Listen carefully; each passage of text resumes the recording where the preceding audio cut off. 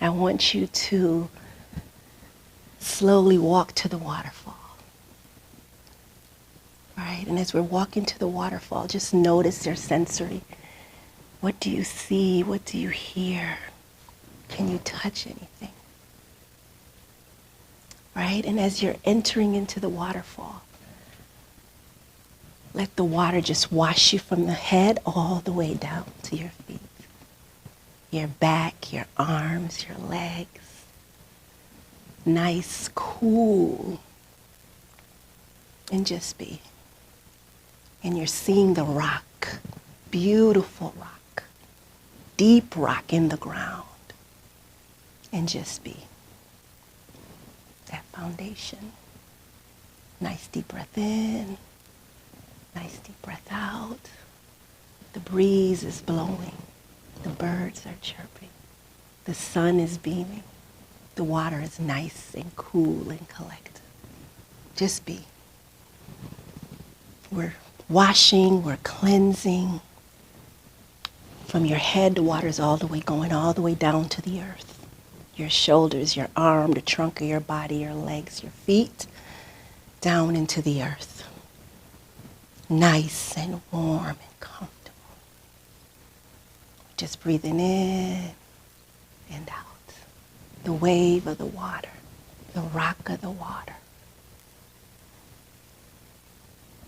And you're just being in the moment. I want you to be relaxed and unwind, refreshed. Breathing in and out. Gently. The water is coming from your head to your face, to your arms. And just notice what it feels like. Nice deep breath in and out. In and out. And as you're breathing in and out, I'm going to ask you to do is just notice once again what you hear, what you see, what you smell. And just be. Take another deep breath in and out. And I'm going to ask you to gently, slowly, you're going to transition and walk out of the waterfall. As we're breathing in and out. As our feet lift the rock, just notice what it feels like as it goes down into the earth, goes down into the grass. Nice and slow in and out. Any judgment, release judgment. Any fear, release fear. Any stress, release stress. And as we gently walk, left, right, just gently breathing in and out. So now we're going to journey on back. Take another deep breath in and hold and gently release. And just be right now.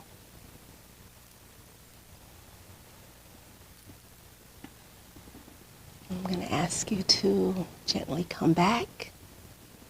If your eyes are closed, I'm going to ask you to gently open them and just be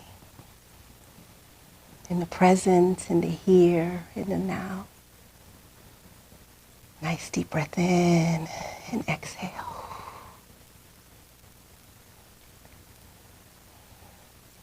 Thank you. Were you able to visualize that? Were you able to see the waterfall? Were you able to see the birds chirping, the colors, the leaves? What was that like? If anyone wished to share. Cleansing. Peaceful.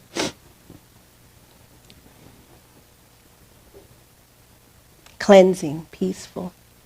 Like balance, like you feel like even.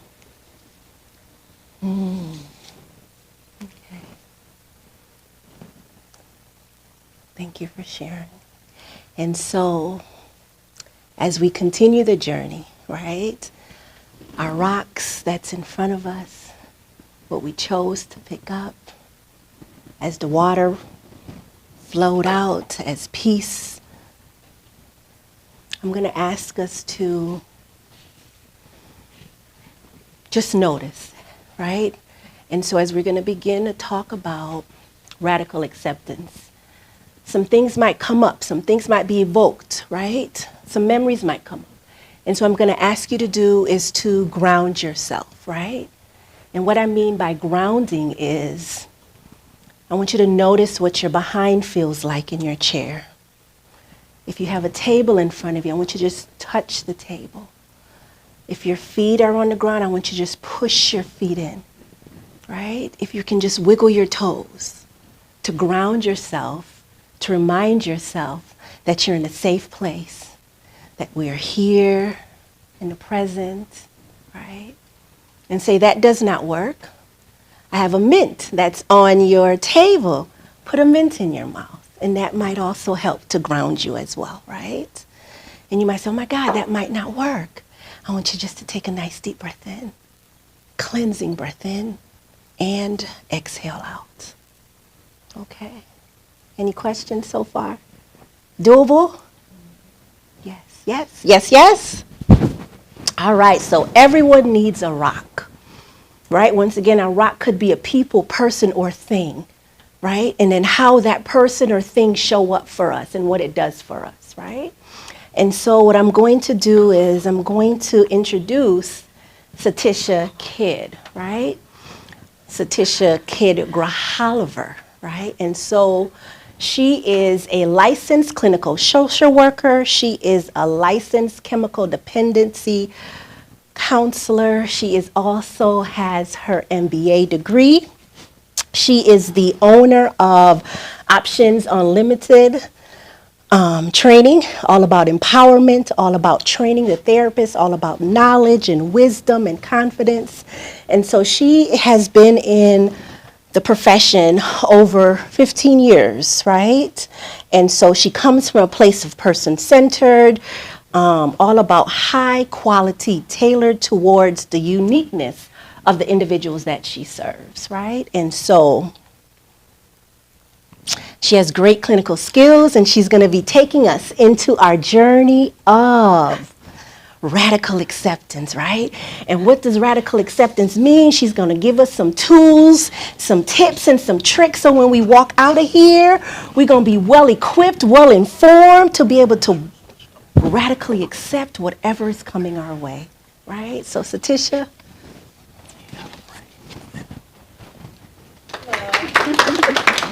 Good morning, everybody. Good morning, good morning. I was given some instructions, so I'm going to try this real quick before we get started. I go up. It work? I need to go down. All right. First of all, I just want to say thank you, Dr. Taylor, for having me. Dr. Taylor and I go way back. We met in college. And I asked her the other day, I said, I don't call her Dr. Taylor at home, just FYI. I said, Colleen, I said, how did we become friends? And neither one of us could remember. And I feel like that's the mark of a really good friendship. I remember we took a trip to Africa together, and I cannot remember if we had like a common enemy or what brought us together, but I know the trip was unique in that it was 22 women, all women on this trip. So you can imagine the drama that took place on that trip. But I don't know how we ended up as friends after that trip, but we have been friends ever since. And if I tell you how long, I might tell my age, so I'm going to move on. I want to say thank you again for giving me this opportunity. I was super, super nervous. She left me at home this morning, and I thought, like, maybe she don't want me to do it. Because she didn't come back to get me to the 13th hour. And I was like, oh, my nerves. Like, this is crazy. But today we are going to talk about radical acceptance, and we're going to dive a little bit into that. Now, he told me what to do. Is it this way? Nope. That's the wrong way? All right. Letting go of what we can't control to live more peacefully. That's our goal today, right? And Dr. Taylor, I'm going to say this. She's really calm and soft, and I'm completely opposite. I talk fast, so if I talk too fast, tell me, hey, lady, slow down. or repeat that, and I'm a little loud, right? So I'm glad she grounded everybody before we got started, because you won't get that from me, okay? So what we're going to talk about today, what we can expect to explore, understanding radical acceptance at its core, learning practical applications in our daily life, right? And engaging in hands-on exercises, building skills for lasting transformation, because that's our goal. Coming off of resilience, I had the opportunity to be with her here for the first one. And so when we're talking about resilience, we just want to build on that. And how do we build, like how do we become more resilient? We learn how to do things like radical acceptance. We learn how to accept things that are sometimes like so far outside of our control. If y'all ain't figured it out yet, I'm not a techie. So yeah, it's not moving. Oh, it's moving in the wrong direction. That's about right for me. Yeah. All right. So I know you guys have a little piece of paper right there. I want you to think about the last time you got some news that you did not like. Just write it down for me. Not on the card, on the paper, because we're going to share. I love the group. Oh, I got to stay inside this box. I'm sorry. So I got all these rules. I stepped off the box. So it's just something to say notes or something. Just, you can either write it down or hold it up here. But the last time that you got some news that you did not like, how did you respond to it? How did you feel about it, right? I just want you to store it for right now. The last time somebody told you something like, I didn't like that, right? How does that feel? I'm going to get this right. So this is what, like, you know, from a clinician perspective, it's like, what is radical acceptance, right? It's the practice of fully acknowledging and embracing the reality of what is without the resistance, judgment, or attempts, right? But this morning I was getting dressed and I said, wait a minute. I said, let me look up something. What is the definition of just the word radical, right? What is that? It's far from the usual, right? Or traditional, and it's drastic. That's what the word just by itself radical means, right? Not always from a therapeutic perspective, but just what is radical? And then I said, you know, what is, to hear the word acceptance, what does it mean? Right? The action of consenting to receive or undertake something offered, right? You put that together, you get radical acceptance. But you think about it in the therapeutic term, you know, we go a little deeper and we talk about things, right? It involves accepting reality as it is, not as what we want it to be, right? Not the same as approval or giving up. And it helps reduce emotional suffering by letting go, right? Can I come out this square? Yes, you can. Okay. Yes, you can. So, tell me your name. Andrell. Andrea gave a beautiful story about her rock of hope. But tell me how you would feel if I just walked up here, took your rock, and gave it to her. How you feel? I know what it meant to you. You had this wonderful story, how it resonated with you, but now I just took it. I already went online and ordered a bunch of rocks with that hope on it. But did it make you feel, any type of way at all that I just walked up and took something that belonged to you and gave it to somebody else? No. No? No. All right. She's unique. If That's just with that rock. Okay. If I took all three of your rocks and I said, you know what, we gave out too many and we decided we really don't want you to have these rocks. How did it make you feel? Well, I was a little disappointed because she said, Right? Right? You feel some type of way. Yeah. These rocks, you know, Dr. Taylor talked about those rocks, but those rocks can kind of resemble what life is like, right? Some of them, we pick them up for different reasons. It's how life works, right? Sometimes we have things, we have habits, we have things for different reasons. Some of it caught our eye. But sometimes in life, things get removed. Things get taken, right? And you kind of feel like, well, why me, right? And if you're older, you're like, oh, why not you? Don't nobody like that response in real life, right? If we keep it real, nobody really wants to talk about, well, why not you? Because I don't want it to be me. That's why, right? But when we talk about those feelings and those emotions of things that are outside of our circle of control, because life just snatched something from you, right? We talk about practicing radical acceptance, and how do we get there, right? So radical acceptance does not mean that you're okay with what happened. It means that you're no longer at war with it. So she was real calm, like, lady, I already came up with another solution to give me more rocks for hope, right? She already figured it out, right? What's your name? Yashika. Yashika is like, well, why did that happen? Because first of all, she said that I could, right? But if she was really practicing radical acceptance, what would she say? Say it again. Okay. If I took her rock, she'd say, okay, right? She said, okay, I'll just order more, right? If that's what it looks like. So the psychological foundation, of course, is rooted in DBT. It's supported by mindfulness and Buddhist, right? Validated through extensive clinical research when we talk about radical acceptance. Neurologically, what does it does for our brain? What happens, right? It reduces that fear, right? It increases our prefrontal cortex for our rational thinking, right? Because that, okay, it'll ground you right back to, all right, it is what it is, right? It promotes emotional regulations, and it decreases stress hormone production. So I was going through this, and I was like, what can I talk about that's real life, real life, real life? I live in Texas. The traffic in Texas is insane. When I first moved there, I would be honking my horn. I would be flipping people off. I would be mad in traffic all the time, right? Because I was so reactionary to everything that was happening. I really and truly practice radical acceptance when I'm driving to work now. I turn on my music, I get in the slow lane, and I drive. And whatever happens, happens. If they cut me off, you know what I tell myself? I guess they got somewhere to be.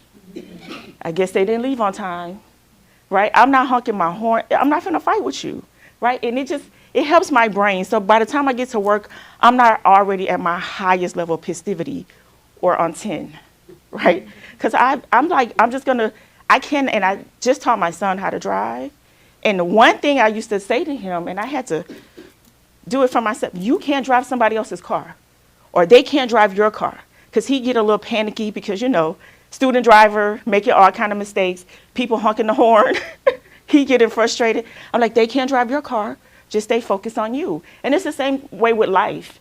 Nobody else can live our life, we have to stay focused on us, right? So I have 3 kids and they tell me all the time, don't use us in your stories when you're presenting to people, but I do all the time, right? I do all the time. They're mine, I earned that right? 60% of the reduction of emotional suffering, improved decision making, because like I'm able to think clearly, because I'm not on 10, I'm not frustrated, I'm not aggravated, right? Enhanced relationships and communication, and greater resilience in life stressors. That's their word again, resilience. When we talk about how do I become more resilient, you do things like this. I'm gonna practice radical acceptance. I'm gonna be okay with what's going on and where I am, right? Some of the key components is non-resistance to what we cannot change, right? I think somebody over here said, it is what it is, right? We say it, but do we always practice it? We say it, but we sprinkle it with a little bit of doubt and frustration, right? It is what it is, but, right? Radical acceptance, it is what it is, period, right? No commas, nothing after that. Emotional validation without judgment, active choices to stop fighting reality, and opening up the possibilities within. When we talk about stop fighting reality, I think about my own culture, and I was fortunate enough to grow up with my great-grandmother, right? So I would go to her house every single day. And I was talking to Colleen's mom yesterday about like what that was like growing up with her, right? And all the things that she used to do. But the one thing that they used to say in my culture is like they would go to the doctor, get a diagnosis, and what would they say? Anybody? We're not accepting that, right? You're diabetic. I'm not claiming that, right? I'm not a diabetic. But what happens when we don't accept our reality? What happens? You can get sicker, right? It makes the situation worse when we don't accept it for what it is, right? And I get it. I get my great-grandmother, and I get how her relationship with God kept her in a space of, I'm not going to name and claim that. So even though I went to the doctor and he said that I'm diabetic, I'm not claiming that. But to ignore that jeopardizes the rest of your health, right? And so you have to face reality. And sometimes it's hard. But that's where radical acceptance looks like. Like, I'm going to accept that this is my reality because we cannot change what we don't acknowledge. So if she's a diabetic and she doesn't acknowledge that she's a diabetic, she probably won't get the medical attention that she needs so that the situation doesn't get worse, so she doesn't lose a limb, right? If she stays in that place of, I'm not accepting that, it could definitely get worse, right? The central paradox. The more we resist what is, the more we suffer. Anybody believe that? Right? But the more we accept what is, the more freedom we have to respond skillfully. And that's our goal today, right? We want to stop resisting so we can stop suffering, right? We want to put ourselves in a place where we can accept it, and it's freeing for us to, like, now I know how to respond better, right? So I called Colleen one day. I was getting ready to go to work, and I changed clothes about 3 times. My son was like, what are you doing? I was like, I don't know, Bryce, I feel fat. That kid looked me dead in my face and said, you are fat. And I was like, do I choke him? Like, what do I do right now? And he said, you're fat, Mom, but you're pretty. He's like, some people are fat and ugly. And I said, I don't know how to feel about that. But the reality of it was that I did gain weight, right? But if I keep being in denial about where my weight is, I'm never going to do anything about it. But to hear him put it so bluntly, I was like, wait a minute. Can I fight this kid? Will I go to jail? Is CPS going to come? Like, then I had to think about how old he was. Like, you know what? I think I can get away with this. But in the moment, it hurt my feelings a little bit, right? Because he said it without blinking, without thinking. He's like, you are fat. Well, dang. I didn't need you to tell me that, but maybe I did need him to tell me that, right? Because I'm telling you, the next day I was on the treadmill. Like, how dare you? How dare you? Now, did it last? No, but in the moment, it changed my life in the moment, right?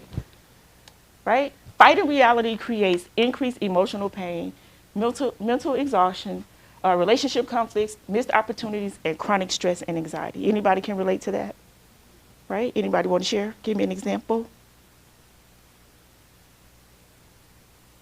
Example of what? Any of these. Fighting your reality.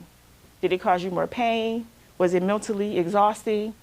Did it cause any relationship conflicts? Right? I can't be the only one up here with good stories. I know y'all got some too. Right? Talk to me about relationship conflicts. That's easy. Pick a relationship. Anyone in here ever had conflicts in their relationship? Any relationship with your kids, with your spouse, with your any family member, friends, coworker, right? What happened? Mm-hmm. For relationship conflict, I would just like to relate to fighting the reality of my daughter or children getting older, and not just only me, I have a lot of friends who we're not at the point where we really accept the reality that your child is grown, and so we intercept into their issues, and that causes conflict, Mm-hmm. conflict. So radical acceptance is like, I'm at this point, like, I'm going through a code, it is what it is. The reality is your daughter's 35 years old and she's standing on her own. That's reality. Mm-hmm. But my parents' reality is, like she said, don't pull a mama card. Like, I'm still your mom, X, Y, and Z. So I think getting to that point, and I've recently just got there, so thank God for therapy and everything else. But I've recently just got there, and a little salty, but accepted. That's good. That's good. I can't relate, but great. I'm lying. I'm with you. My kids are grown. I have a 26-year-old, and I still want to, and she lives like in a whole nother state. So I'm like, got the 360 on, watching her all the time. Like, I really need to let go, right? But it's the mommy part of you, right? Yeah. But the part of the way you get to acceptance is like knowing that you did a good job as a parent, knowing that they are self-sufficient, right? Knowing that they're doing things. They're going to make some bad choices because we all do, but knowing that you set her up for success, right? That's one way you can get to that radical acceptance. Like, I know I did a good thing, right? The fact that she's telling you don't pull the mommy card, lets you know there's a good foundation there, right? Right? Because that's how you kind of wrap your head around that. Anybody else want to share? The mental exhaustion piece sometimes is expecting other people to either think or feel the way you do. Ooh, yes, ma'am. Talk about it. Talk about it. Well, we all, you can pick one topic, and just because I feel that way or think that way, you may not have had the same experiences that got me to that point. so, I've gotten to the point that I can completely understand why someone may make the decision they make according to their experience. It's not what I would do, but it's what they do. Then part of their experience. Yes. And that is, again, what radical acceptance looks like, especially in this climate. Like, you got to be careful what topics you talk about, who you're talking to. Like, all of those things, you have to tread lightly, right? But I have to tell my clients all the time, stop looking for yourself in other people. Stop expecting people to show up like you, right? Stop. Especially with children, right? And I work with adults in a substance abuse treatment facility, and it's like working with children, right? When they come in and they're just like, well, I would have did da-da-da-da-da. Well, that's nice. You would have did that based off of a whole lot of things going on in your life, your background, your history, how you grew up, where you're from. You would have did all those things, right? But you stop looking for yourself in other people, you'll feel better. You'll be more relaxed, right? I told y'all I'm from Alabama originally. I met Dr. Taylor in college. When I went to the University of Wisconsin, Whitewater, right? It was a whole different experience for me, right? I'm talking all black all the time. Every school I ever went to was all black people, right? I go to the University of Whitewater, a whole different experience. I called my mom in tears. She's like, what is wrong with you? I said, they keep calling me a minority. She got quiet. And I'm like, hello? She was like, how many people of color on that campus? I was like, I don't know, not a lot. That make you a minority. Like, calm down. She's like, you are a minority in that setting. But in my mind, being from Alabama, calling me a minority was almost like calling me the N-word, because I had never been in that space before, right? My mother had to help me understand, like, you are in a space where you are the minority. So it's not a bad word in that context. So really understanding, like, where you are will help you with radical acceptance. Like, what is going on in my life right now? Met my first friend that didn't look like me. Her name was Kirsten. And we worked together in Res Life. Went to work like the next day, and she's like, I saw you on campus and you didn't speak to me. And I was like, I didn't see you. And I was like, she's like, what do you mean? You walked right past me. And I was like, I just saw a bunch of white people. And she was like, Satisha. I said, well, the next time you see me, will you please speak to me? Because I felt so far out of my element. Like, I really was the minority. And so from that day on, every time she saw me on campus, we would talk. But I made it a point to really see her, if you know what I mean? Like, see her face, know who she was, right? But that took me coming out of my comfort zone. She wasn't just somebody I was just passing by, right? But yeah, you have to get to that space and understand, like, where am I? What's going on? And, like, not being mentally exhausted, because mentally I was somewhere else. My mom had to help me. Like, they had the minority teacher prep program. Like, minority was in the title of the programs there. But I was like, why are they doing that? She's like, ma'am, you are a minority. She had to keep telling me. And I had to get okay with it. And for a long time, I wouldn't engage with any of those programs. I just refused. I was like, I'm not doing that. You can't make me, right? But it turned out not to be so bad, right? Accepting reality opens up mental and emotional space created for problem solving, right? Help me solve that problem of where I was and what was going on. Authentic relationships. When you accept your friends for who they are, you can develop authentic relationships with them. When you don't expect them to be who you are, you can develop authentic relationships with them, right? I don't know who said it, but somebody said, if we're the same person, then why do we need each other? Like, if you're friends, y'all do exactly the same thing, what's the purpose, right? See, Taylor is the quiet one. I am not. She's probably way more organized than me. I am very, very last minute. She probably been planning this 2 years ago. I don't know.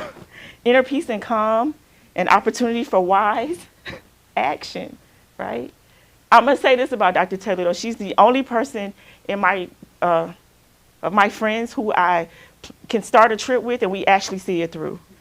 Like, and if you know, that says a lot, right? She's the only one. If we say we're gonna go somewhere, she's the only one that we actually go. I've been on so many trips mentally with other people that we never made it to our destination, never even made it to the airport, right? But with Dr. Taylor, if she said we're gonna go somewhere, guarantee we gonna go. We gonna put it on the calendar, and I love it because she is like the best travel agent, because I don't have to do nothing but send her my money. Be like, listen, I don't know where we're staying, I don't know how we getting there, but I know she gonna make it happen, right? So when we talk about radical acceptance, the core idea is that pain plus non-acceptance, again, equals suffering, right? Pain plus acceptance equal peace, right? Why are you looking at me like that? Okay, I thought you had something to say. Acceptance doesn't mean liking reality. It means stop fighting against it. Again, going back to the rocks. It doesn't mean that she liked it, but she was like, lady, I just met you. I'm not going to fight with you about that rock. I'll order me a new one, right? Just that simple. Don't fight against it, but I got to just go with it, right? Why is it important? It breaks the cycles of denial. And talk about anger and feeling helplessness. It conserves our emotional energy for things that we can change, right? When we go back to that circle of control, it allows us to move forward rather than remaining stuck, right? Because we would get stuck on the what ifs and the whys. And I say all the time, what if is a long highway with no exits? What does that mean? What does that mean? It's a long highway with no exits, the what ifs. Ongoing, it sounds like, right? Yeah, it's never ending, right? If you get on a thing of what if, you will never get off because it's always going to be something next, something next, something next, something next, right? So it helps us so that we don't get stuck. It builds emotional resilience, right? It empowers us to respond rather than to react. What does that mean? I think when you respond, you're in control. Mm-hmm. Reacting is you're letting the outside control you. That's it. That's it. And we don't want to be reactionary. Not at this stage in our lives, right? You're not going to get on my last nerve. But what if we do become reactionary? Reactionary. Then what happened? What do we do? They should go see you. No, just we step back and we learn from it, right? We take those moments and we learn from it because we don't want to be reactionary. Because reactionary sometimes has a consequence, and we have to think about what does that look like, right? How's it impacting my whole life, right? And I think really and truly, as we mature and as we emotionally mature, we realize like some things we're just not going to fight. We really and truly pick our battles, right? But radical acceptance, again, goes back to I'm going to accept the reality for what it is, right? Outside of my circle of control, I can't change it. But what is not, like I don't want you to think like, oh, I just got to take everything that comes my way. That's not what radical acceptance means. It means that approval or agreement with injustice or trauma. It doesn't mean I agree with you. It doesn't mean that she agreed with me taking her rock. It says that I'm okay with it. It doesn't mean that she's cool with it. Now, she might meet me in the parking lot. She won't. She won't. She's in a different place in her life, right? It doesn't mean resignation or that you're being passive. It doesn't mean that you're avoiding your feelings, right? Because I don't want us to think that if I'm just accepting everything, then I'm going to put my feelings aside. Your feelings are still your feelings, right? I still feel the way I feel, right? Or saying what happened was okay. Nobody's going to validate your nonsense, but I have to understand that that's just who you are, right? That's just who you are. Doesn't mean that it's valid, doesn't mean it's true, but it's who you are, right? So some of the myths about radical acceptance means that you're a doormat. Nope, I'm definitely not a doormat. It creates a space for wise, empowered action is what it does. If I accept it, I am approving of it. Again, I'm not approving of it, right? It means that I'm giving up hope. No, it doesn't, right? What it means is that it frees my energy for positive change somewhere else. I'm not going to spend my time spinning my wheels on this topic. I'm going to move on, right? I should be able to accept everything immediately. No, it's not. No, this is a practice, and you have to do it over time. And what did we just talk about? If you mess it up, you have to try it again, right? None of us in this room are perfect, right?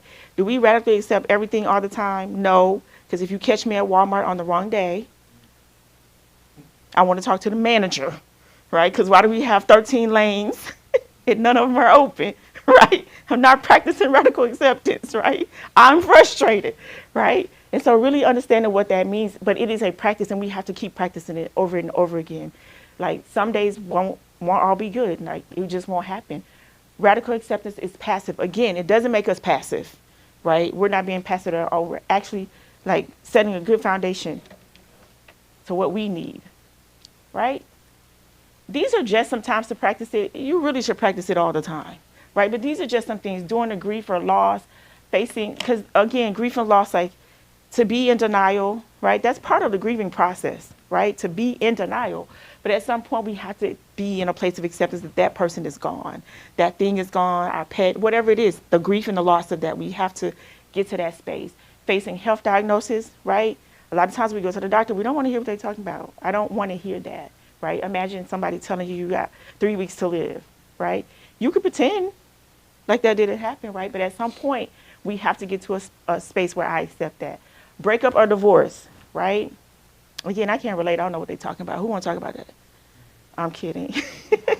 25 years of marriage, woke up one day and was like, it's over. I want a divorce, right? And it wasn't out of the blue, but it was a minute to get there, right? But coming to that reality, it was a lot, right? When someone disappoints or hurts you, and I talked about that when we first started, right? I say, think of a situation, right? When someone hurt you or disappointed you, told you some news that you didn't want to hear, right? Anybody want to share? I'm like, totally triggered.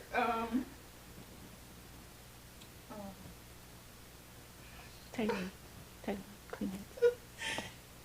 Yeah. Oh my gosh. It's okay.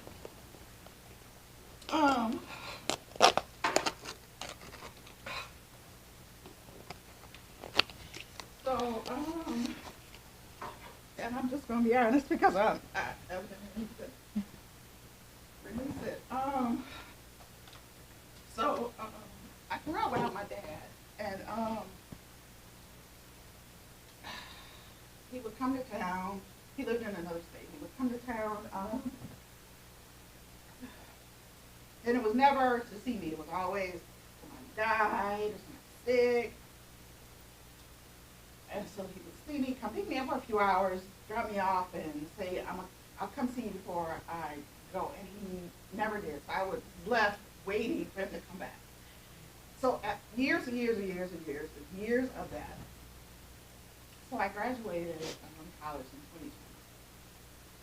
He came back into my mom's life. And as a result of that, he tried to be in my life. So a couple years after he tried to come back, or he was dating my mom. So he came over to my house one night, and he was telling me that, now I'm almost 50. I'm 50 now, but at the time I was almost 50. And he said that,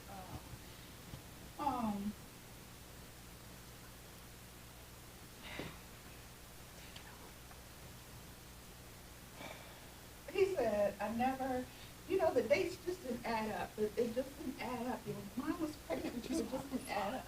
Now, I'm almost 50. And he said, I just didn't know how to ask you to get a blood test. And in my mind, I'm saying, is he saying that he what? He just kept saying, yeah, the dates just didn't add up. And on the outside, I was strong, but on the inside, I was just like crushed. Like, what? I'm almost 50. But it took me a minute to realize that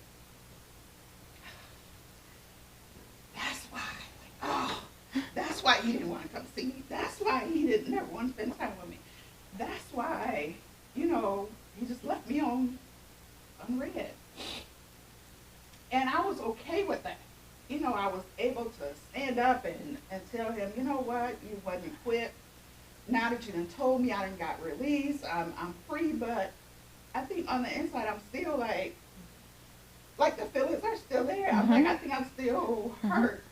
Like, and I think I've internalized it. So, but here lately I've been like, I want to call him, but I'm like, I really don't want a relationship with him.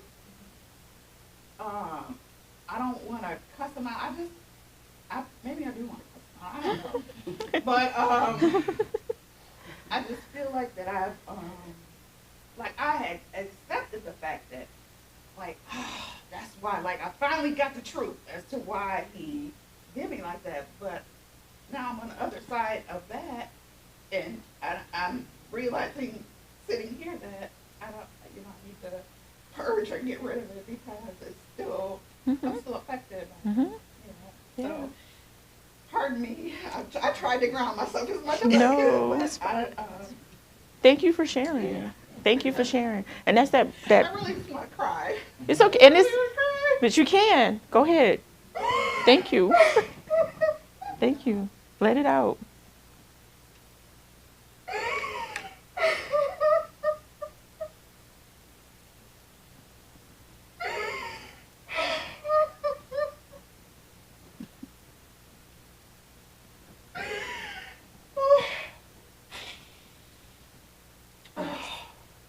It's okay. It's okay. It's a safe space. Yes.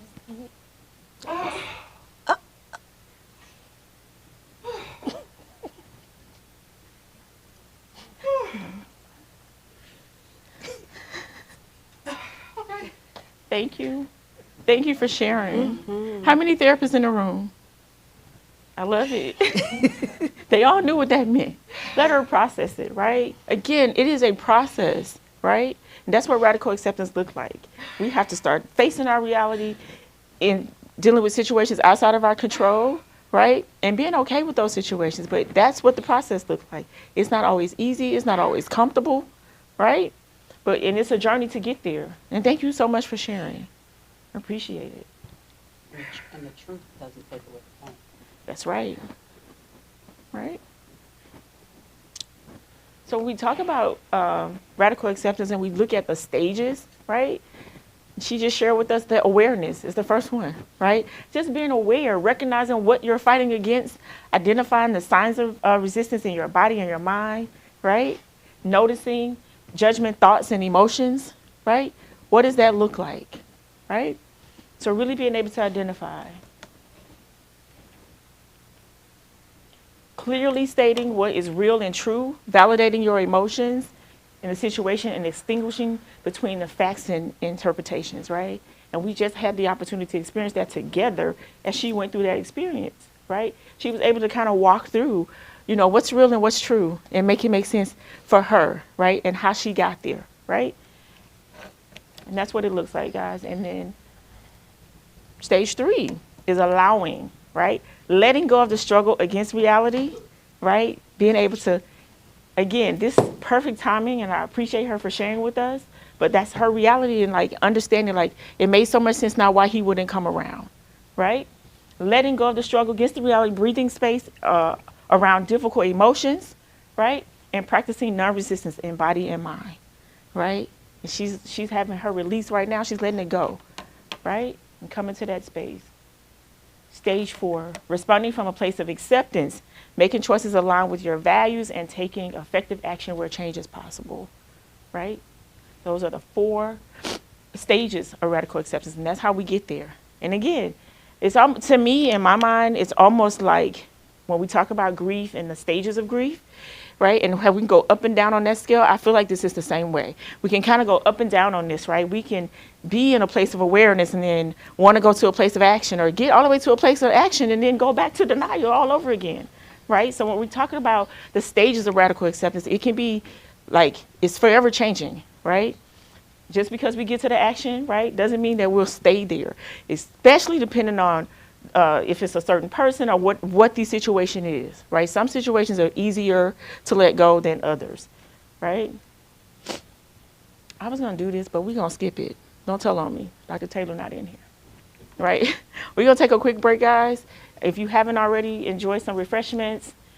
Go to the restroom. We'll do 10 minutes, if that's okay. All right.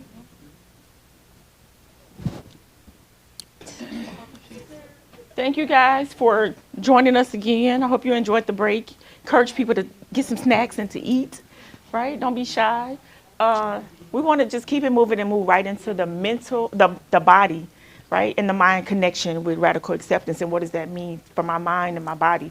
How does it show up? How do I feel, right? And so some of the mental signs of resistance are muscle tension, shallow breathing, racing and heart palpitations, headaches, jaw clenching, digestive issues, and fatigue, right? So whatever you put on that paper, when you think about that situation and think about what's happening in your body did any of these things show up, right? Any of those things showed up, right? The muscle tension, the tightness, right? The racing heart, the headaches, the jaw clenching, right? All of that, we feel it. So like what we think, we feel, and it shows up physically in our body, right? And understanding the importance of that, right? And I think I had these mixed up a little bit. Colleen had me working at 1 o'clock this morning, y'all. Because that was the physical science. But when we talk about our circular thinking, the what if again, right? Only if thoughts, right? Those racing thoughts that go through our minds, right? Comparison and blame patterns, making it the worst thing that we can ever think of. We go straight to the end, right? It's a catastrophe. It's just the worst, right? And then the mental arguing with reality. What does that mean, to mentally argue with reality, right? When we kind of play it over and over again in our minds, when we go back and forth, right? When we go back up there to the if only, what if, right? Instead of just taking it for what it is. But it's human nature, right? None of us in here, I don't want anybody, oh, is something wrong with me if I stay here. No, that's just the way, that's how we're designed. It's human nature. It's what we do. But what we want to learn how to do, right, is learn to do something different. And that's what radical acceptance is about, is learning to do something different out of the norm, out of the things that we usually do, right? Acceptance signals, right? What happens if it's actually working, right? I have deeper natural breathing. I'm more relaxed, right? Again, when I'm driving to work on them Dallas roads, them highways we just talked about, I'm a little bit more relaxed because I have accepted that everybody else drive crazy and I don't, right? That's my reality, right? Mental clarity, right? Emotional flow rather than stuckness, right? And a sense of groundness and presence, right? I turn on my music. I am in tune with my music. And I'm getting to work, right? I'm not on autopilot. I am checked in, but I am fully aware that the car in front of me may slam on brakes. He may like jump in front of me, and I'm okay with that. I'm not going to lean in my horn. I'm not going to get upset. I'm just going to slow down, right? And again, I'm going to tell myself he must have somewhere to be. And he probably didn't leave on time, right? And so we had that other slide. We talked about when to use radical acceptance. This is every part of your life. But today, I really want to focus a little bit on relationships, right? When we talk about relationships and what that means for us, and when I'm talking about any type of relationship, guys, not just intimate relationships, relationships in general. So I got into a heated debate with one of my coworkers not too long ago. He asked me to do something, and I don't remember what it was, but I said to him, our relationships are transactional. And it started a war because he completely disagreed with me, right? But I said, every relationship is transactional. And it was something about work. And, you know, work for me has always been transactional. So I don't mind leaving. I don't mind going to find a new job because the expectation is I'm going to work, you're going to pay me. Transactional. It's not personal, right? I'm going to work, you're going to pay me, right? And we do that day after day after day until one of us decide we don't want that relationship anymore. You get fired, you get laid off, or you quit, right? But understanding that that relationship is transactional. But I also beg to differ that relationships with people are transactional, right? Dr. Telly is my friend because she does something for me, right? If we're being honest, and people don't like to think about it that way, she's not my friend just because she's cute and cuddly, right? When I call her, she does something for me, if that makes sense. And I'm hoping in return I'm doing something for her. That's why we're still friends, unless one of us is just a bully, right? Which I don't want to think of that. Though she is a little pushy. She's a little bossy. But understanding that relationships are transactional, right? And so before I came, I looked up some stuff because she left me at home this morning, y'all, by myself for so long. I had time to do some additional research, right? And so when we talk about our friendships, we exchange emotional support, companionship, shared experiences, validation, and fun, right? When we talk about friendships, right? When we talk about romantic partners, beyond just the intimate stuff, right? Again, emotional support, physical affection, right? Shared responsibilities. We talk about our family, right? Even though they have unconditional love for us most of the time, it's still transactional, in my opinion, right? In the way that they exchange care, support, loyalty, time, because we take advantage of time, but that's transactional, right? Emotional investment, right? And then, of course, the professional relationship that we talked about. I go to work, I get paid, right? So really understanding what that means. For radical acceptance, though, common relationship challenges, accepting the partner's different communication styles, embracing family members' life choices, acknowledging friends' limitations and boundaries, and accepting children's individual paths and personalities. And we talked about that right here. We have to accept that, right? So, but these are some of the challenges that we face, right? So I'm going to share with you guys. This story that I'm about to tell is hypothetical. Don't nobody leave out this room and call the police. It's hypothetical. So imagine being in college and you think you have the love of your life, right? And then you find out he over there with somebody else, but you know where his car is parked, right? And in your mind, I'm going to go bust all the windows out his car, every single last one of them, right? But I know who my friends are, right? I have one friend, if I call her, she going to be like, girl, let's pray about it. She going to be like, girl, what did you do? Let's slow down. Let's talk about it. Oh, okay. I got another friend. She going to want to pray about it. And she going to say, let's just bust out one window, not all the windows, right? My third friend, though, she about their life. She tying up her shoes. She got the baseball bat. She not even asking no questions. She like, girl, where the car? Where the car? Let's go. Right? No accountability at all. Right? So if I really, really want to bust the windows out the car, who am I calling? The last one. The last friend. Right? Because I know boundaries and limitations, right? So yeah, I'm not going to call Colleen because Colleen going to ask me, what did I do? And let's pray about it. I'm not calling her. I'm not calling Tyra because Tyra only going to want to bust one window out the car. But I'm going to call my good friend Tamiko because Tamiko is a social worker we met in college, and Tamiko is about their life. Tamiko be like, girl, let's bust all the windows out. But she's not going to ask me, what did I do? What was my role in that? She's not going to hold me accountable. And when we walk away, she's going to be with me, right? So really understanding our friends' limitations and their boundaries, because when we don't, we make ourselves frustrated. So radical acceptance for me would know that I'm not going to call Colleen because I know what I want, right? But if I want accountability, I'm going to call her. But I can't get mad at her if I call her and she don't go with me to bust all the windows out the car. Now I'm talking about she's not really my friend. She don't love me. Why? Because she got more sense than you in that situation, right? Radical acceptance means that I accept her for who she is. I'm not going to call her, though, because that's not the result that I want, right? So really understanding, why are these people in my life? What is my relationship with them?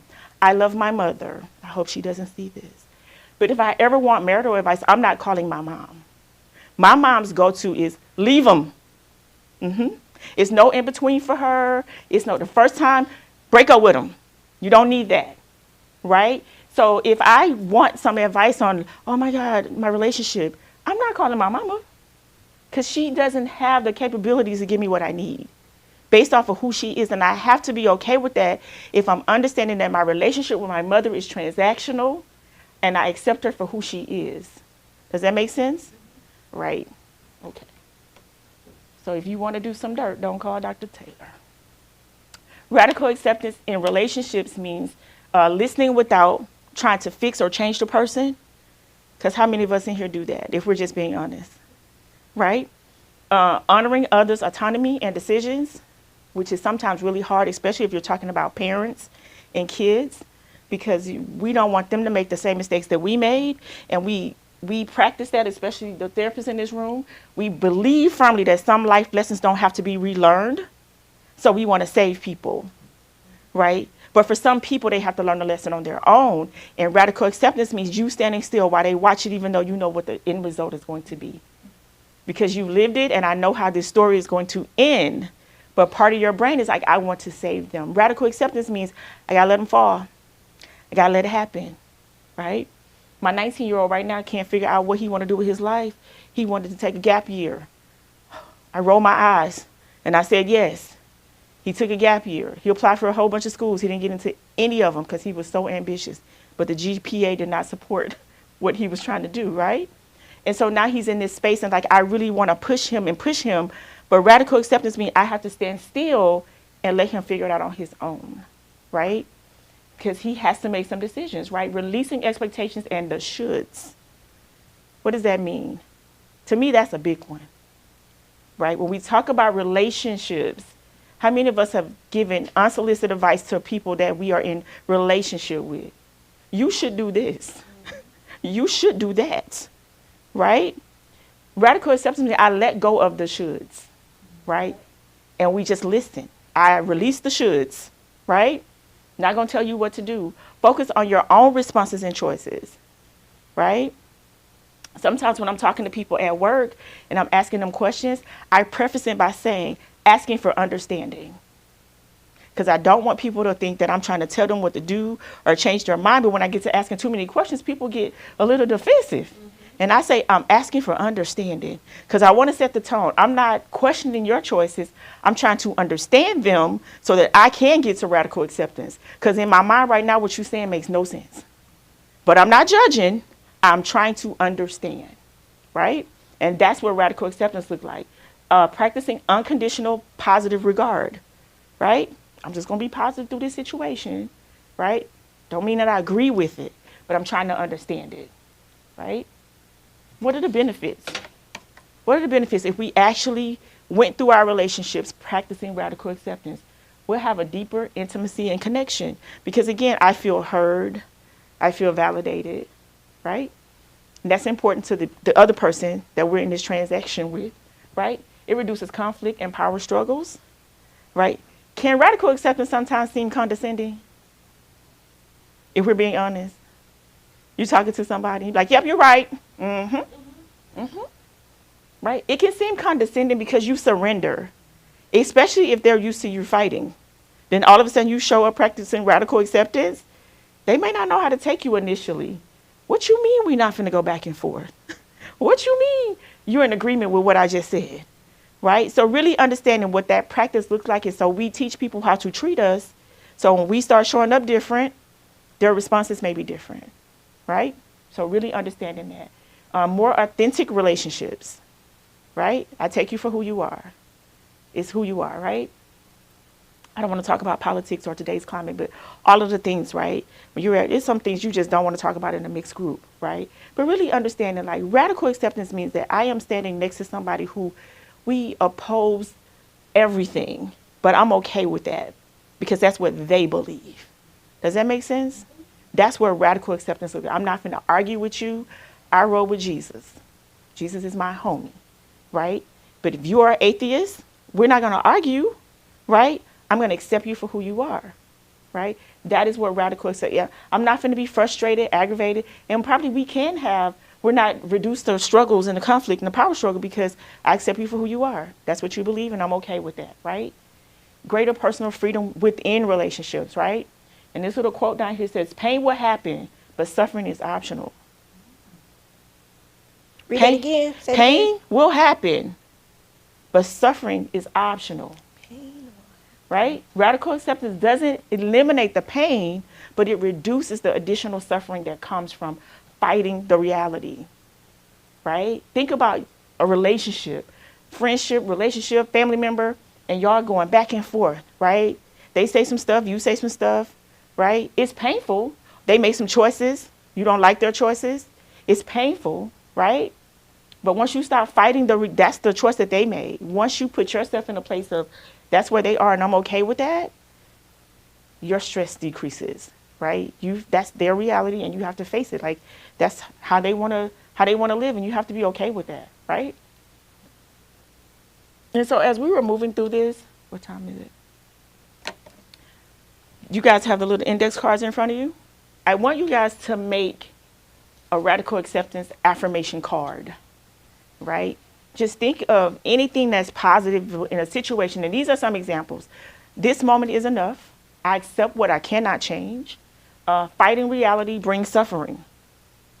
But I want you to, like, right now, create a card. It should have been a marker or a pen or something for you guys to write with. Create an affirmation card that you can use moving forward to just kind of remind yourself.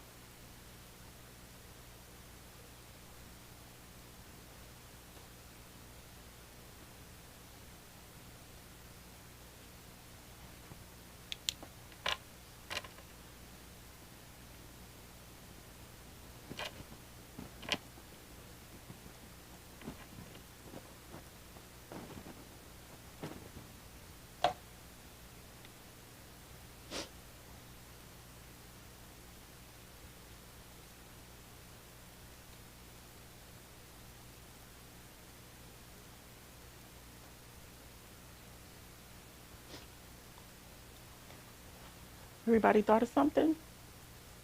Not yet. You moving so fast. That's why I'm asking. Oh. Yeah, I didn't say be done. Oh, I was okay. asking. Did everybody think of something?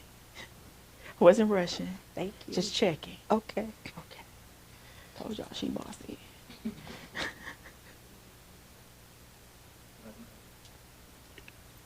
You finished? Me too. I just wrote allow things to be as they Okay. Hold on a second.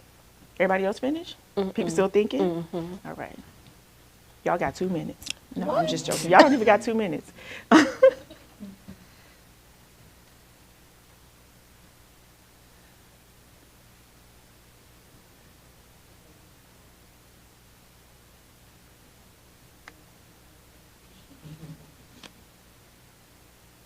Don't make it hard, guys.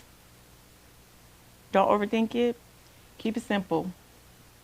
Just an affirmation that you can tell yourself every day when you think about radical acceptance and what that means.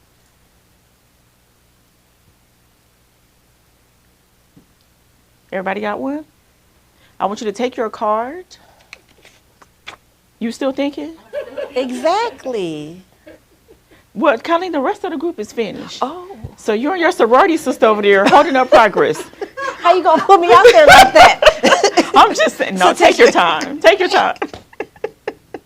This side of the room is, we can't finish. We gotta wait for you. We together. We're a group. It's a group activity. Take your time. We gotta share this? Yes, ma'am. Okay. It's gonna make it. Don't make it hard. Don't make it hard. What was the? What are we supposed to be doing again? You should have been listening. You was on your phone, ma'am. But yeah, affirmation card, right? So just keep it simple. Affirmation that you can tell yourself when you think about radical acceptance, right? Just something really simple. When you start your day, how you gonna set yourself up for success for the day with this affirmation? When we think about radical acceptance and all the things that's gonna come our way that day. Like what can we say to ourselves in those moments, right? You got one? Okay. You finished too? All right. And I really am not rushing anybody. But we can't do it until everybody's done because it's a group activity.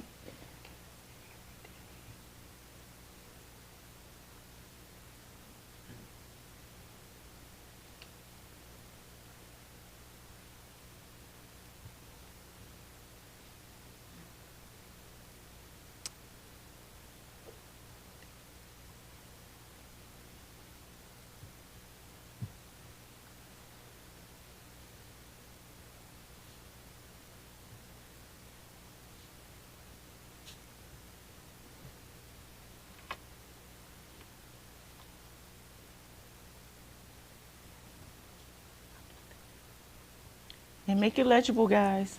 Make it legible. Yes. I need to be able to read it. So none of your fancy doctor writing.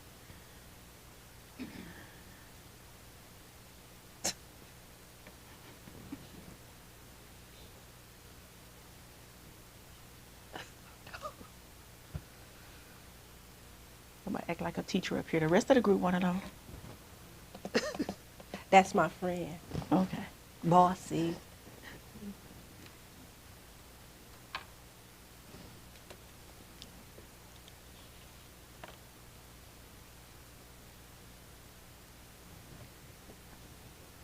I'm leaving the square. I'm announcing it. If you're finished, I'll take it. Did she say, oh my gosh, she's taking it? She is.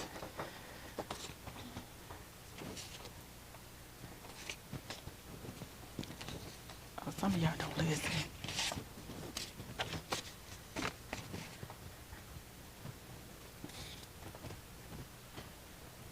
Do I have everybody's? Do I have yours? I think so, ma'am. Yeah. Okay. Oh, I was coming. Thank you. Dr. Taylor, I need you to help me. Pass these out. Make sure they don't get their own. If they, I'm gonna notice that. well, just ask them. Is this yours? Oh. And don't give them their own. Trying to mix them up.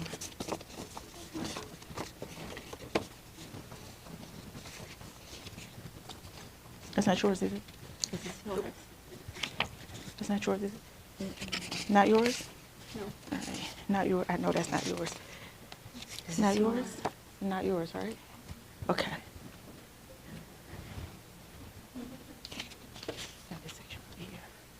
All right. Thank you. I'm not sure what the people in the virtual world are doing right now, but thank you so much for your patience. So I wanted us to create this affirmation card, but I didn't want us to keep it to ourselves, right?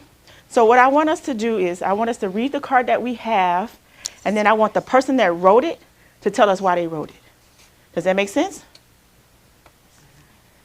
Yes? All right. Let's start right here. Acceptance, reality brings peace, identity, self, and relationships. All right. Who wrote that one? What's mine? I think that, I don't know, my handwriting is I think that accepting reality brings us peace. This is yours. Making sure with my heart as well as with others. Yes. Sometimes that's really people where we want them to be. Yes. We want to be sometimes what people want us to be. Yes. I think if we honest with ourselves, you know, Yes. Oh, I got extra. Oh, Mhm. Mhm.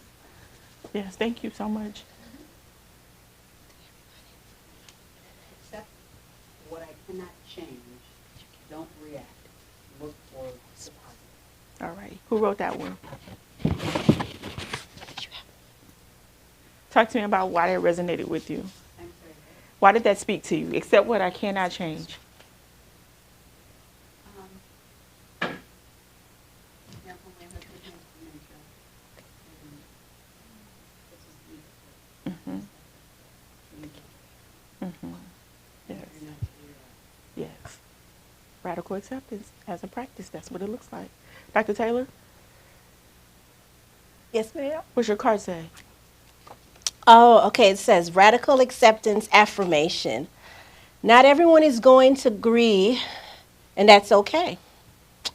You can't change the situation sometimes. Focus on the thing you can change. I got good stuff. Don't look at the past. Be hopeful for the future. Ooh, here we go. The present is uncomfortable, but know is the time for growth. The present is uncomfortable, but now is the time for growth. Okay, listen to this one. Let's see here. Don't let circumstance affect your future. Don't let circumstance affect your future. Dwelling on the past is a waste of energy. Dwelling on the past is the waste of energy. You cannot save everyone. Oh, this is so good. Who did this? This is just excellent. Okay, come over here. Oh, I got it. This is so good. Oh, man, it was so many good stuff. Yes. Ooh, Yes. Yes. this is so good. I really appreciate that. Yeah. I love that because these are all things that I've had to learn over the years, and I try to remind myself of that every day because it's something that's a struggle for me every day, but I try not to feed into that negativity because it'll make me a bitter person, and that's not the person I want to be. Thank you. I like that. Yes, that's a good one. Allow things to be as they are. Ooh, I like that. Simple but straight to the point. Who wrote that one? Yes. Why? I do so much like molding and folding of myself to be people who need to be like in relationships. And I do that even in my work as a therapist. So you have to, be like with your client. Need you to be, yes. And I think even in my personal life, I've done a whole lot of like people pleasing and trying to be accepted. And it's just been like now that I'm like later in life, I'm just like I'm so tired of that. It's just so exhausting. And so I try so much like when I see people struggling and suffering, like trying to help them, especially family. And I always get this feedback like, don't try to therapy me, but it's like you need it, boo. But sometimes people don't want that, and they want you to be this version of yourself that you no longer want to be. And I have to accept that it's okay for me to let go of relationships, and just because you're up for it, you have to hold on to something, and I have to learn to not try to change people. and just allow them to be like in whatever place they're in, and I just to witness that, and be okay that once they grow and change from that, I will get to witness that, I guess, but I have to wait for that and force them to do the things right. Mm-hmm. Just take that between Thank you. Thank you. I'm going to start right here. This moment is enough. I accept what I can't change. Fighting reality brings suffering. I can only control my response. Be still and listen. Who wrote that one? Yes. I wrote that because it's very easy right now to get on the what if highway. And with my faith and devotion, really reading about the Holy Spirit and listening to God talk to me. And so for me, it's really about being still in those moments and not being reactionary and just listen and observe what's going on around you. And not only with my family, but in my profession as a teacher, like sometimes it's not important right now to get to that lesson. I need to stop and listen to what's going on with my students. Yes. So, Yes. Thank you. Be still. I like that. I like that. I'm going to go with the hat.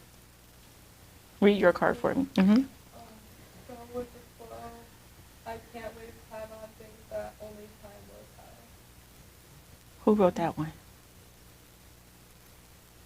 Somebody in here wrote it. Go with the flow? Okay. I think in this world, everyone is new. It took me 50 years to understand or to try to understand why we don't think similar a lot of times. It took me years and ceremonies, and it still does. So I think that we can learn from each other. And if you or if I don't like the way you are, I still like you, but not necessarily we have to think a lot. I like to be next to each other, to be friends, or to be co-workers, things like that. It's much easier to just move on. Yes. Instead of getting stuck into something that you don't really want. Yes. Thank you. Thank you. Read yours for me. Mm-hmm. All people's actions or choices are not mine to carry or own. I like that. Who wrote that one? That was mine. Okay. So that was inspired by a particular friend who's going through a lot right now, and I seem to be the go-to for this individual. So trying to decide, friend versus psychologist hat. What do I need to, what I feel like I need to do versus what they need me for. And so a lot of it is maybe you could this, and this, Mm-hmm. which is usually quickly dismissed. So I mean, that's not what they want. And I need to put what I would like for that person to have or to experience to the side. Yep. And let them have what they need. Yes. Yes. That's important. You want to read yours for me? today I choose joy. That was mine. And that really is my mantra when I wake up in the morning, right? I text it to my kids, and I just start my day like that every single day. Now, do I always make it to the end choosing joy? No, because again, this is a process. But I wake up and set the intention every morning, I choose joy. Like right after I tell God, thank you for waking me up, I choose joy. And I try to really go through the day when I'm responding to people, when I'm interacting with people, when they say stuff I don't like, I'm thinking in my mind, I choose joy, right? So I'm going to truly, truly meet them where they are and be okay with that, right? So yeah, thank you. And I don't have one to read. I don't know why she That's didn't give right. me I was one. wondering where I get this extra one. Yeah, he was wondering. Read it for me. I am who God said I am. Ooh. Who wrote that? Oh, Mommy. Miss Monica in the back. I did that because no matter what anyone said, it doesn't bother me anymore. At my age, it's like water and oil. It's very fast. It's gonna be done. That's me. That's the goals, right? I was thinking the same goals. That's my goal. Yes. So let's see, where do we leave off? Right here. I am not what happened to me. My peace is not found in someone else, and unrealistic expectations from other people are not my problem. Ooh, good. who said that? I like that. I like that. Yeah. Just not staying stuck in what happened to me, moving on and growing from that, and not putting on looking for peace from somebody else. No, the peace is within me. And unrealistic expectations, I'm not gonna ask you or say what, you ain't gonna box me in. Yes, So, yes. yeah, the unrealistic expectations, that's not my problem. Like that. Oh, yep. So I have, I accept my reality and I will embrace my reality, period. Ooh, accept. Who wrote that? I wrote that, I like that. and I put period, like, period. Period. Like, word, period. Like, I'm deciding, I'm making a choice to embrace, like, my reality. That means embracing it with love, tender care, whatever it may come, whatever it may bring. I'm embracing it. I'm not saying it's an accident. This shoulda, woulda, coulda. Yes. It's whatever it is, I'm gonna embrace it with grace, with the help of God, and just let it be what it's gonna be. That's when I go back to this happiness. It goes back to guard my peace. Yes. Yes. Thank you. Thank you for sharing. Can you read yours for me? Acceptance does not eliminate hope. Ooh. What does that mean? One of my children has a diagnosis of schizophrenia, and so there's a difference in me as the therapist and me as the parent, and focusing on what I know about this diagnosis, what I hope for as time goes on. Yes. Thank you. Thank you for sharing. I appreciate that. Yes. Can you read yours for me? Shine bright and sparkle, you got this. Why did everybody know that was you? Why did everybody in the room know that was you? Like right away. What does that mean? Oh my goodness, shine, shine, inside out. You get up as soon as you put your foot down. Yes, yes, yes. The sun, it might be gloomy out there, but you know what? I'm going to find this and I'm going to sparkle. I'm going to shine. I'm going to make it happen. Every day, Pam.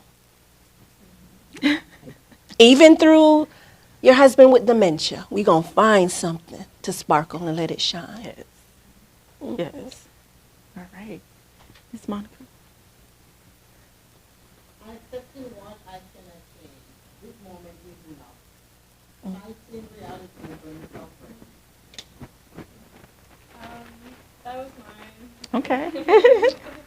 There was one that I wrote that wasn't on the board, that was on the back of it, which was, I'm worthy of good things.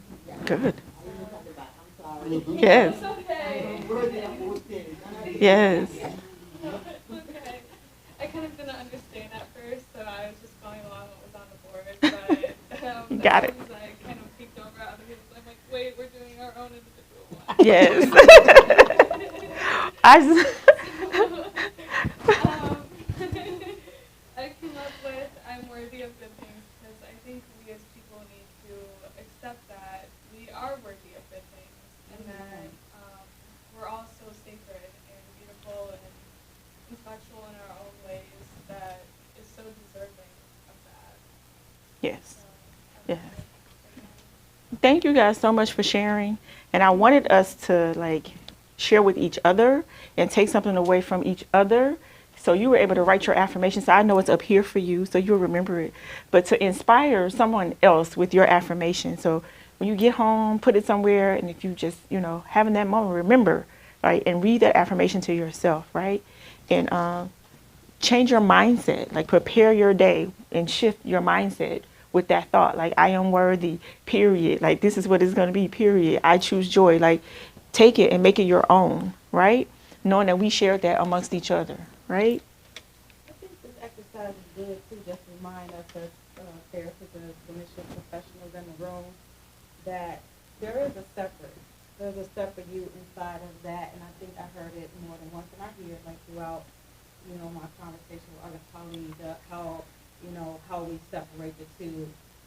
Like your friend, you want to be his friend, and you his therapist, and the psychiatrist, and all of that. It's like with you, like how do we, set some stance and separating ourselves? And I think this affirmation and the radical acceptance is part of that acceptance that you can be virtual.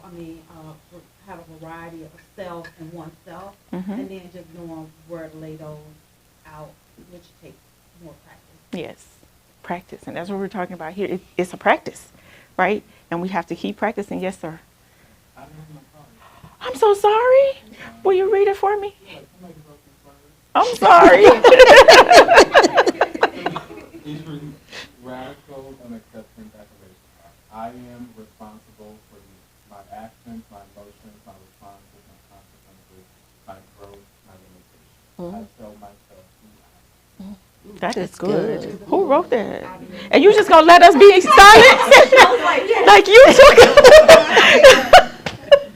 That was personal for me. Like throughout life, people try to put things on you or their perception on you. And like there have been several conversations or in life that you have with people in the midst of arguments or disagreements about what they thought that you did, or what they thought that you were capable of doing, or it could be completely wrong. And you start to internalize that, like how other people feel about you. And so for me, I'm responsible for me. Yes. I'm responsible for my behavior. I'm responsible for my actions. I'm responsible for my intentions. And I'm approaching 40. I'll be 40 this year.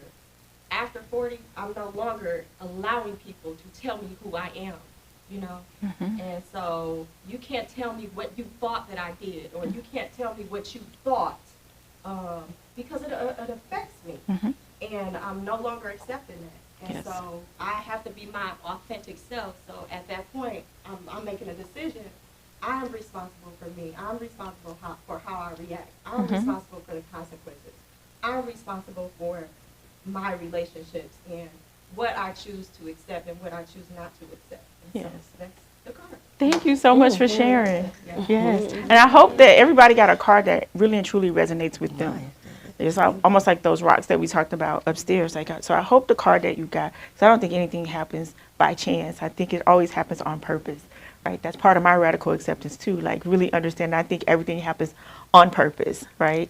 So if the train comes on the track, I'm on my way to work, I feel like I was supposed to stop, right?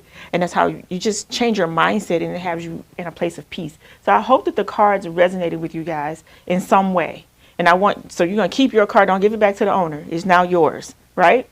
And so it's a practice. So radical acceptance is not one and done. You'll have to turn the brain, turn the mind. You have to, again, when we talked about almost like that grief, like that process, right? We go up and down on that scale, right? So be patient and be compassionate with yourself, right? You cannot stop the waves, but you can learn how to swim, right? Life is going to come. The waves are going to come. The bumps are going to come. The, situations are going to happen. We can't change them, right? But we can learn how to swim, right? Before we do this, we talked a lot about, when we were doing those cards, we talked a lot about peace, and I was over here digging in my phone as fast as I could because I heard something and I thought it was just like, oh, okay, never thought about it that way. What is the opposite of chaos? Structure. What is it? Take your therapist's hat. Who said it? Peace, right? That's our natural response is peace. But somebody said the real answer is order, right? Peace is what we want, but in order to get the peace, we have to follow the order. Okay, if something is chaotic, we have to have order, right? And so we have to go in order to get to the peace, right? But the natural brain, and when somebody say, well, what's the opposite of chaos? They'd be like, peace. No, peace is the outcome that we're looking for. But to get to peace, there's order, right? So we have to have some steps and some order, right? So when we talk about radical acceptance, there's an order to it. There's a process to it, right? It's not easy, right? And so we all want peace, right? We all want to be happy, whatever that means for us, right? And so radical acceptance kind of help us wrap our brain around that by accepting people for what they are. And so this is a little thing I found, and I told Colleen I don't know where I got it from, so I can't quote anybody, but I'm not stealing. It's not mine. I found it on the internet. Take a picture of it because I want us in unison to read this together, like as we get ready to go today. What you say? It's very difficult for me to see, but I'm gonna put my glasses, on. Oh, I can see. I can see. Yeah, that might help. So let's read it out loud, guys. Okay. In this moment, I accept things exactly as they are. I release the need to fight reality. I honor my emotions without judgment. I'm doing the best I can with what I know. I trust myself to meet this moment with compassion and courage. I choose peace, not resistance. I choose understanding and not control. And to me, when I read that, this really and truly sums up radical acceptance, right? Especially that last little section right there. I choose peace, not resistance. I choose understanding and not control. Because radical acceptance, we have to give up that control of trying to tell people how to think, what they should do, all the things, right? We give the control of expecting things from other people, right? Because as therapists, what are those expectations? Premeditated what? Resentments, right? Premeditated resentments, because I'm expecting you to show up a certain way. You don't show up, and now I'm mad at you, and you don't even know I'm mad at you because you didn't know that I was expecting something because it's all up here, right? But that's what that slippery slope looks like when we talk about expectations, right? So I let all that go, right? Everybody took a picture? Y'all good? Right? Our final reflection is acceptance isn't giving up. It's showing up fully, honestly, without resistance, right? Any questions, guys, before we move on? Okay. So, again, I want to say thank you for spending your Saturday with us today. Thank you, Dr. Taylor, for having me. This has been an experience for me. And so my question as you guys leave today, what resonated with you? What is something that you're currently resisting? I know we can go around the room and ask everybody, but I want you to take what you learned today and kind of process, what you wrote down at the beginning and where could you begin to practice radical acceptance in your life, right? And what small steps toward acceptance can I take today is the question that I want to leave you guys with. Thank you again. My name is Satisha.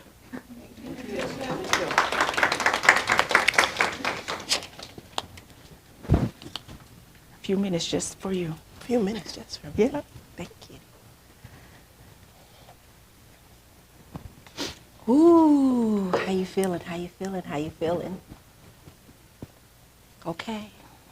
So, just to add, put a date on your card, on your affirmation. I put a date on mine. And let me tell you what I'm going to do. I'm going to put a little picture frame, and I'm going to put it on my desk so I'm able to see it, right? You might want to put it on your mirror, somewhere if it resonates deep with you, right? So actionable steps, right? What small step towards acceptance can I take today, right? And so what I would like you to do, if you feel comfortable, right? It could be just a word or a phrase of something today that you're going to walk out here with, right? That's going to continue to fill you. It might not be on the card that you have in front of you. It might be something different, right? So it's just one takeaway out of today that you're going to walk out of here with, right? Just one thing. And it could be many things. So one thing that you're going to walk away with today that, I'm I'm going to do my best as I'm stepping, as I'm walking, as I'm putting one foot in front of each other.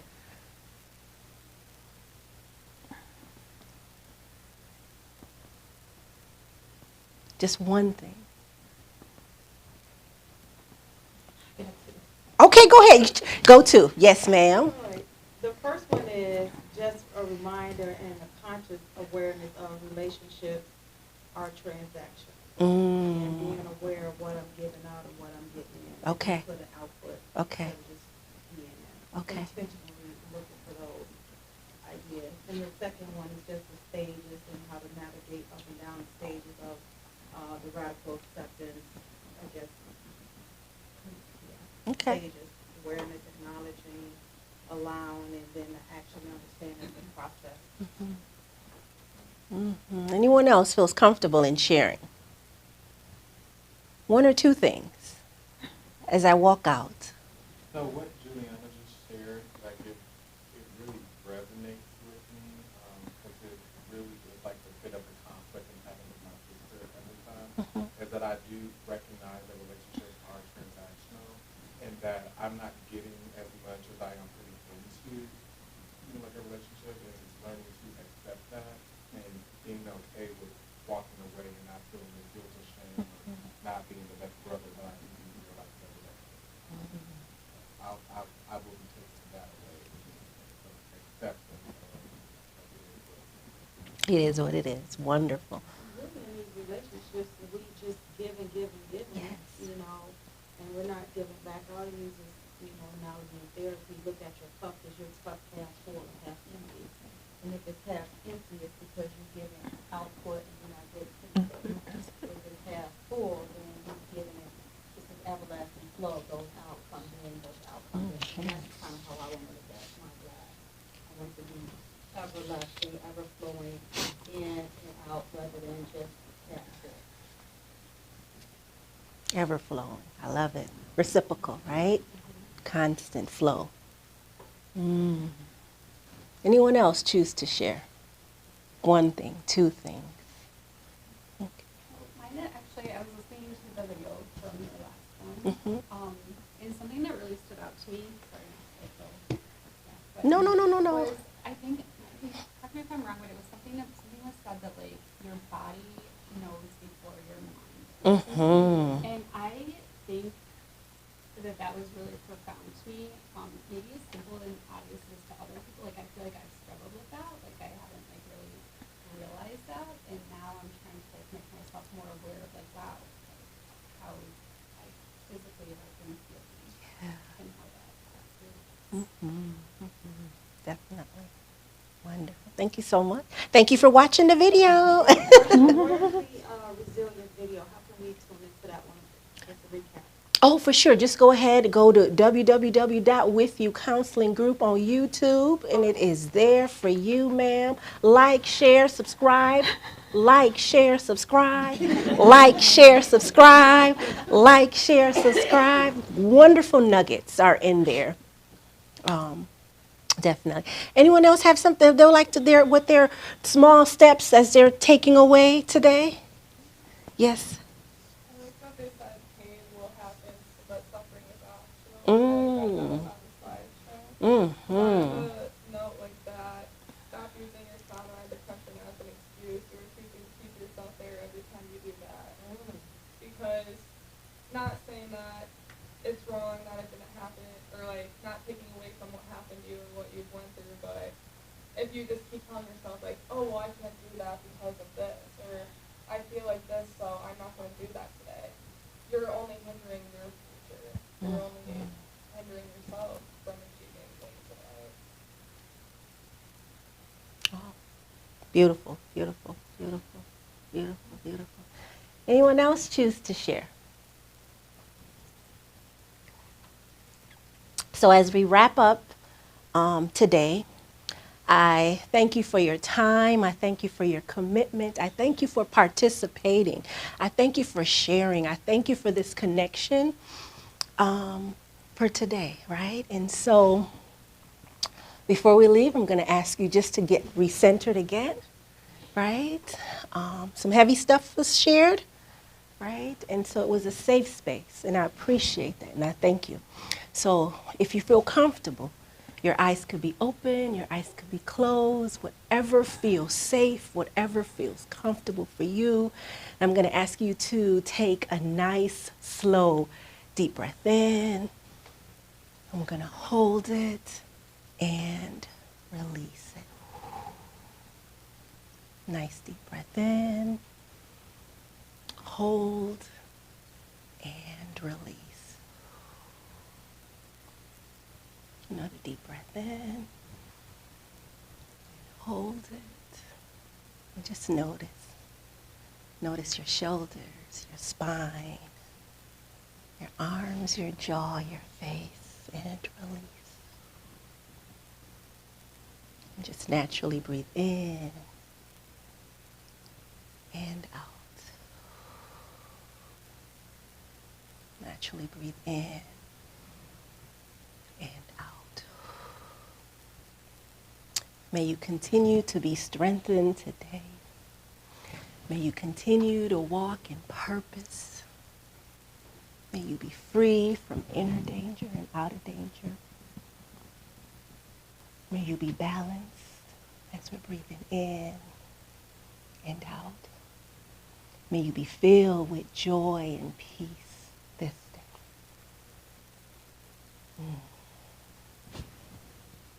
May you continue to walk in hope and purpose this day as we breathe in and out. May you be intentional this day. May the love you desire be granted unto you this day. And whatever fears you may be experiencing, may you release them this day. May you continue to be gentle and kind to yourself this day. May you allow the presence, the purpose, as you walk intentionally, be with you as you continue to embrace radical acceptance and the steps and the stages this day. Continue to breathe in and out. Relax your jaws, your forehead, your shoulders. Another deep breath in and gently release.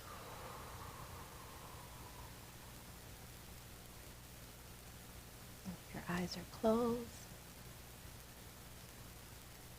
just be.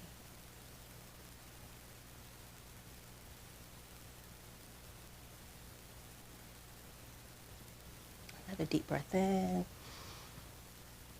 and slowly release. Blow it all out. If your eyes are closed, you can open them up and just be. Thank you so much for joining us with Emerge, the journey of radical acceptance. Thank you, thank you, thank you. Yay! Please have some snacks on your way out. Mix and mingle and talk and connect.